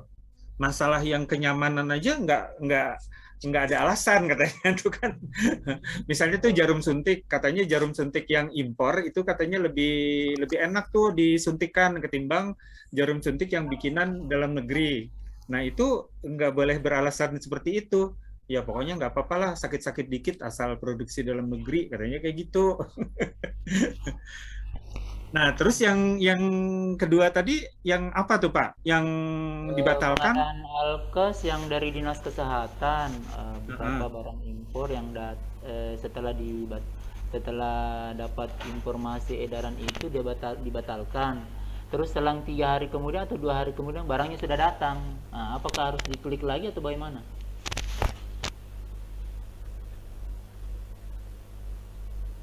Oh, dibatalkannya tuh di aplikasi, dibatalkannya di sistem. Di sistem. Iya, memang bisa sih. Dibatalkan di sistem, tapi enggak, tapi maksud saya gini, alasan membatalkannya apa? Ya itu tadi edaran itu baru impor. Edaran itu baru kami tahu kalau menggunakan barang diutamakan yang produk dalam negeri. Ya, barang dalam negeri yang ber-TKDN. Apalagi takut dengan sanksinya, Pak. 1% dari. Tapi kembali lagi saya tanyakan tadi, untuk barang yang alkes itu memang ada produksi dalam negerinya. Ada produksi dalam negeri itu barang. Tidak ada, Pak. Barang luar negeri semua, Pak. Oh, kan nggak apa-apa. Boleh gitu, boleh yang impor kalau memang yang ABC tadi tidak ada, Pak. Oh. Tapi di kemudian hari, misalnya yang nih tahun ini ada barang impor, tapi misalnya tahun depan itu sudah ada produksi dalam negerinya, maka kita wajib memilih yang produksi dalam negeri. Otomatis kan kalau dengar cerita Bapak ini tadi, dari 2 barang itu, kalau dibatalkan, otomatis kan nggak dapat barang. Iya, Pak. Itu yang dapat sanksi dan denda itu apabila PDN-nya ada gitu. Tapi si PPK-nya memilih barang yang impor. Nah, sebenarnya bisa aja. Kan kemarin keterangannya Mas Pidi, kalau itu harus persetujuan menteri katanya gitu. Misalnya ada sesuatu tadi, alat ini nggak bisa ditawar-tawar, harus yang merek ini misalnya gitu kan. Itu harus ada persetujuan katanya.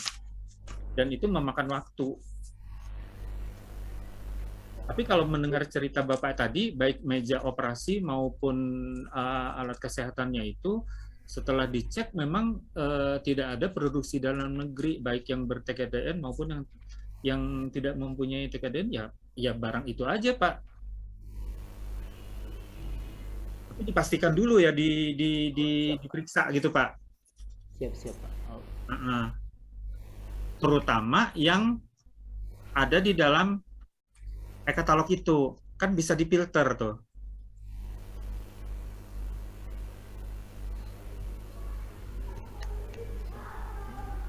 Ada, bentar ya. Itu ada juga Pak, saya ini nanti Bapak cek deh di Peraturan Kepala Nomor 122 Tahun 2002 itu yang masih memungkinkan. Nah, nih dalam hal kondisi angka 1, 2, dan 3 di atas tidak dapat dipenuhi, maka PP dapat memilih produk impor. Ini nomor 4, ini yang tadi. Kayaknya ada di sini.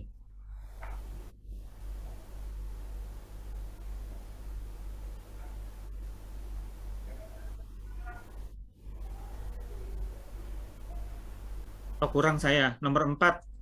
Jadi yang ini kan prioritas penggunaan produksi dalam negeri. Ini 1, 2, 3. Nah, apabila 1, 2, 3 ini tidak dipenuhi, maka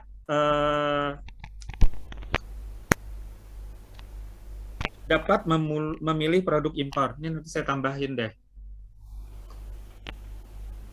Nah, ini nomor 4-nya. apabila 1, 2, 3 tidak dapat dipenuhi, PPK atau PP dapat memilih produk impor. Jadi masih boleh, Pak. Sepanjang memang nggak terpenuhi. Jadi, mohon maaf Pak Kesman ya, menyela ya. Iya. Jadi kita harus memastikan kebutuhan kita, identifikasi kebutuhan kita, spesifikasi yang kita perlukan. Iya. Itu yang kita pastikan. Ketika spesifikasi itu sudah firm, sudah pasti, barulah kita lihat ada nggak di katalog yang TKDN BMP lebih 40%. Kalau ada, gunakan penyedia-penyedia yang punya TKDN melebihi 25%. Yang pertama itu. Yeah. Yang kedua, kalau tidak ada yang melebihi 40% tadi, boleh menggunakan TKDN yang di bawah 25%. Yeah. Yang ketiga, kalau nggak ada, bolehlah yang hanya berlabel PDN. Kalau nggak ada, boleh menggunakan impor. Jadi, boleh tidaknya diuji dengan tadi. Pertama, kita harus mematikan spesifikasinya, kebutuhannya seperti apa yang kita perlukan. Terus yang kedua, kita cocokkan. Ya, TKDN BMP melebihi 40%, yang kedua, TKDN di bawah 50%, yang ketiga, PDN. Ya, kalau nggak ada, atau nggak memenuhi, ada tapi nggak memenuhi dia, nggak cukup lah gitu. Maka boleh menggunakan produk impor. Ya, kita uji dengan itulah. Jadi bukan sekarang harus semua TKDN, sehingga pengadaan kita nggak bisa dilakukan. Mungkin gitu Pak Kasman ya? Iya. Jadi tadi sebenarnya, tapi ya nggak apa-apa lah, kita kan pembelajaran nih. Sebenarnya ini sudah bisa diketahui itu sejak perencanaan gitu, perencanaan dan persiapan pengadaan. Pada waktu itu sudah diverifikasi itu yang disebutkan oleh Pak Muji tadi itu. Tapi nanti bisa dicek lagi Pak ya, yang terkait dengan ketentuan ini. Nah ini tadi saya kurang nih satu, apabila tidak memenuhi yang 1, 2, 3 di atas tidak apabila 1, 2, 3 di atas tidak dapat dipenuhi, maka PP dapat menggunakan produk impor. Tapi kembali lagi kepada identifikasi kebutuhan dan perencanaannya, barang yang dikehendaki itu seperti apa gitu kan.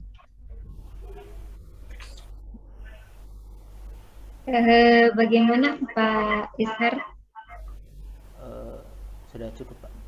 Iya, kalau menurut saya Pak ya, yang namanya barang impor itu bukan sesuatu yang haram gitu di purchasing. Jadi sebenarnya itu merupakan alternatif terakhir, dengan catatan yang tadi memang tidak ada produk dalam negeri yang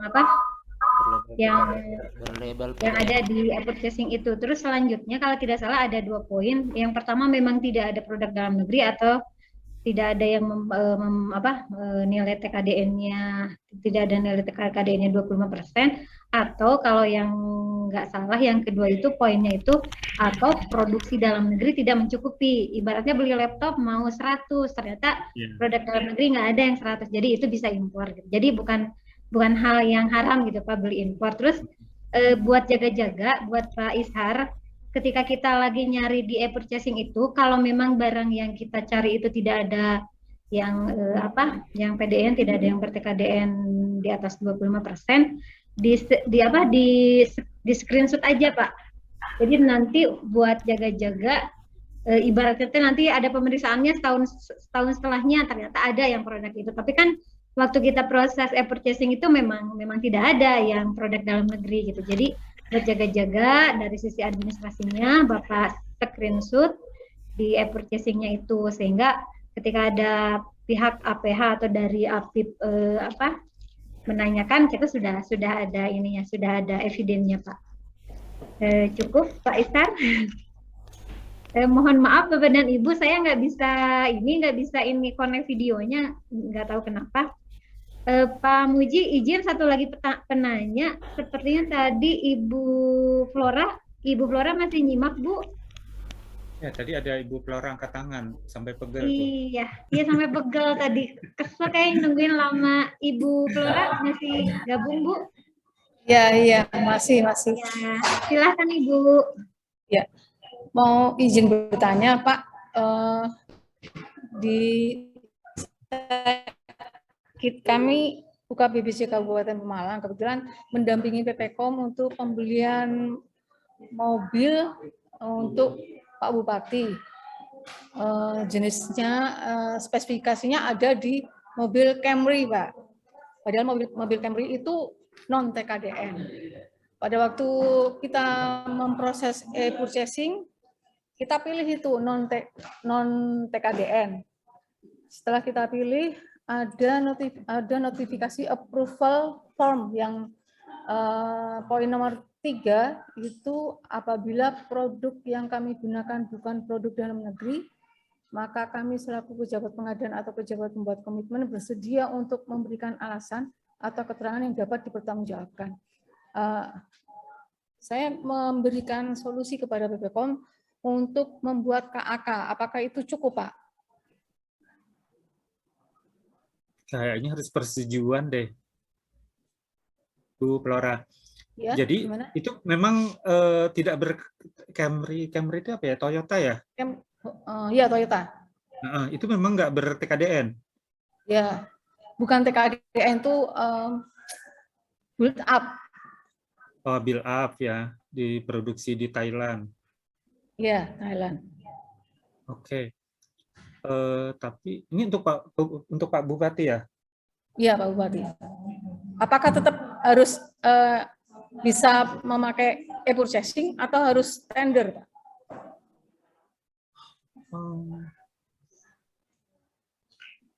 Atau yang sejenisnya dulu, tapi harus Camry ya? Iya, itu spesifikasinya sudah merujuk ke Camry. Jadi ada di KAK. Jadi alasan kita nanti kalau ada pertanyaan dari APH mungkin ya, solusinya ada di itu KAK. PPK ini otomatis kan karena di atas 200 juta yang memproses adalah PPK kan? PPK, ya. Nah, itu harganya kalau 700 nggak menggunakan juta. produk dalam negeri, sementara produk dalam negerinya ada gitu ya, saya nggak tahu yang PDN setara Camry itu apa ya? Nah, itu Pak. Kan Itu kalau anu loh, spesifikasi bayar teknis denda kan loh, sudah. sanksi dan denda. Atau mungkin Itu gini di Pak Kasman ya, keinginan. ada tim P3KDN tuh di daerah ya. Oh iya. Nah, bisa belum ada diajak Pak kita di diskusi sini, ya. Pak. Kan dibentuk ya, semua daerah kan membentuk tim P3KDN tuh. Di Iya, situ kan Pak. ada organ-organnya yang mungkin bisa terkait dengan penafsiran, terkait dengan Iya. penggunaan Tapi itu. kalau di Pemalang belum ada, Pak. Belum ada. Wajib loh itu. Tuh, wajib harus ada tuh, Bu. Kepalanya kan Coba dinas dikomunikasikan mungkin biasanya di Sperindak ya Pak Kasman ya? Indak ya? iya, perindustrian, perdagangan, kemudian ada inspektorat Mbak, juga di nanti situ.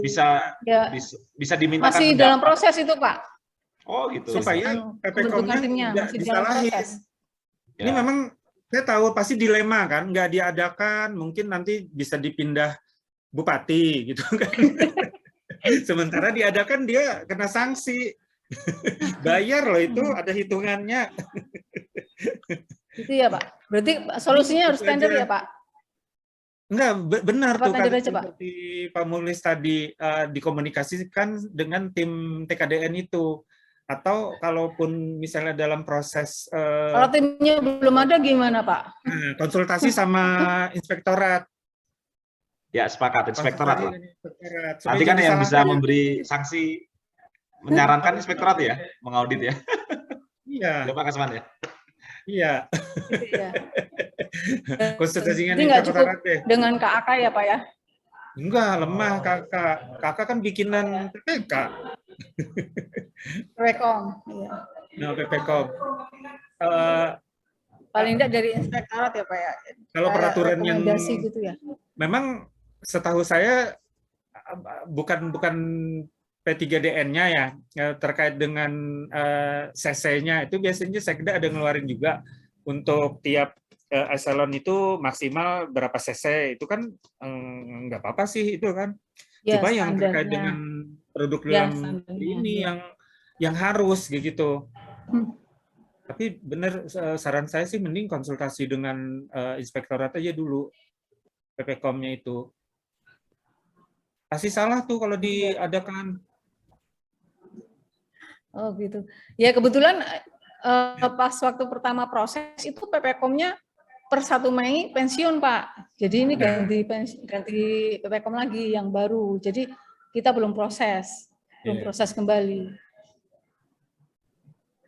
Atau opsi berikutnya dicari yang setara itu gitu. Kalau misalnya pakai tender aja gimana ya Pak? Lebih aman kali ya Pak? Tapi kan sama.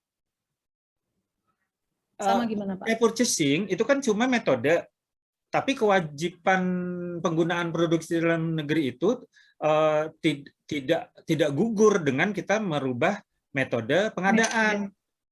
Ya kan, metode pengadaan ada 5. Memang tender itu adalah langkah terakhir apabila metode pengadaan melalui penyedia yang lain itu tidak terpenuhi. Tapi penggunaan produk dalam negeri itu tidak serta-merta gugur dengan Ibu menggunakan metode yang lain. Oke. Itu Bu. Iya. Ya makasih Pak. Berarti solusinya harus itu ya Pak, konsultasi konsultasi atau bentuknya apa Pak dari inspektorat itu nanti Pak? Mungkin nanti kan ada rekomendasi dari mereka tuh. Boleh enggaknya. Ya. Jadi kalau misalnya nanti ini kan sudah ada backupnya tuh dari inspektorat bahwa mungkin inspektorat punya inilah mereka pertimbangan telaahan kan dari berbagai macam sudut, atau mungkin dicari yang setara dengan Camry yang ada TKDN. Yang ada nggak ada ya, kecuali Timor ya, Timor udah tutup kan pabriknya. Timor jauh banget Pak sama Camry. Nunggu Pak Jokowi pulang dari Amerika. Kan lagi ketemu sama ini Tesla. Ya. Nanti katanya SMK sama Tesla jadi Kates katanya nama mobilnya. Tesla. Iya. Ya, bagaimana kasih, Ibu Flora? Ya. Terima kasih atas informasinya. Solusinya. Iya, mungkin sekarang waktu sudah menunjukkan pukul 15.43. Ini Pak, sebentar hari ini saya menerima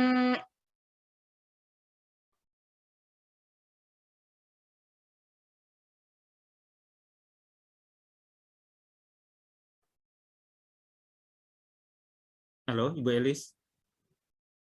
Apa terpental ya, Bu Elis? Bu Elis mungkin ada gangguan jaringan dan gangguan konsultasi ya mungkin ya. Saya nggak bisa. Halo. Yeah. Izin Pak. Iya, saya ini nggak bisa ini video Pak. Ini hari ini saya dapat WA dari BPKP tentang aplikasi sistem pengawasan P3DN gitu. Jadi itu langsung turun tangan. Jadi ya buat semuanya kita insan pengadaan barang jasa harus lebih hati-hati saja untuk lebih memilih lagi mana kebutuhan, mana keinginan gitu. Meskipun itu keinginan pimpinan, kalau memang ternyata akan mencelakakan kita, kenapa kita sampaikan saja gitu alasannya. Pak Muji, Pak Muhlis, sampai ini aja sudah? Waktunya sudah habis? Atau sudah. Masih ada diskon? Pak Kasman mungkin mau closing statement dan Pak Muji juga untuk mengakhiri kegiatan hari ini. Ya silakan Pak. Closing statement-nya dari Pak Kasman, nanti selanjutnya dari Pak Muji. Kalau saya mungkin pantun aja ya. Waduh. Oh boleh. Hari ini pantun dibuka dan ditutup oleh pantun. Pergi memancing, membawa golok. Cakep. Ayo kita purchasing di e-katalog. Oke, mungkin Pak Muji, Pak, silakan menambahkan. Iya, terima kasih. Silakan Pak Muji, ada closing statement-nya. Ya, bahwa kalau hari ini nggak dapat mangga, Pak, nggak ada mangga, gitu. Biasanya ada mangga. Terima kasih pada Pak Kasman atas presentasinya dan Bu Elis atas moderatornya. Namun kita perlu tegaskan bahwa pengadaan itu harus kita mulai dari identifikasi kebutuhan. spesifikasi apa yang memang diperlukan untuk mencapai kinerja kita. Dan jadi dari spesifikasi yang POM tadi, barulah kita bawa, itu ada nggak produk TKDN-nya? Ada. TKDN BMP melebihi 40%, maka harus menggunakan TKDN yang di atas 25%. Kalau nggak ada, ambillah TKDN yang di bawah 25%. Kalau nggak ada, ya pilihlah label yang PDN. Kalau nggak ada, bolehlah menggunakan impor. Jadi gitu mekanismenya. Ya, jadi kita harus memperkuat identifikasi kebutuhan, spesifikasi. Ya, tapi kalau kita nggak kuat itu kita beli barang yang asal-asalan gampang rusak dan sebagainya, ya akan juga itu namanya pemborosan juga. Demikian, mudah-mudahan acara ini bermanfaat. Mungkin materi-materi KDN masih akan berlanjut. Terima kasih pada semuanya Bapak Ibu yang hadir dalam acara ini. Wassalam. Waalaikumsalam warahmatullahi wabarakatuh. Ya, terima kasih Pak Kasma sebagai narasumber yang luar biasa hari ini. Terima kasih juga pada Pak Muji yang sudah menyelenggarakan acara webinar hari ini. Terima kasih juga pada Pak Muhlis. Cak Mustafa masih nyimak Pak Gamas. Terima kasih buat semuanya. Mohon maaf apabila hari ini penyampaian khususnya dari moderator Pak, nggak tahu nih internetnya kurang bersahabat hari ini, saya sampai bolak-balik ke laptop HP gitu. Tapi mudah-mudahan tidak mengurangi arti dari webinar hari ini. Mudah-mudahan kita semua selalu diberikan keselamatan, kesehatan, dan yang paling penting adalah kebahagiaan. Terima kasih buat semuanya. Wassalamualaikum warahmatullahi wabarakatuh.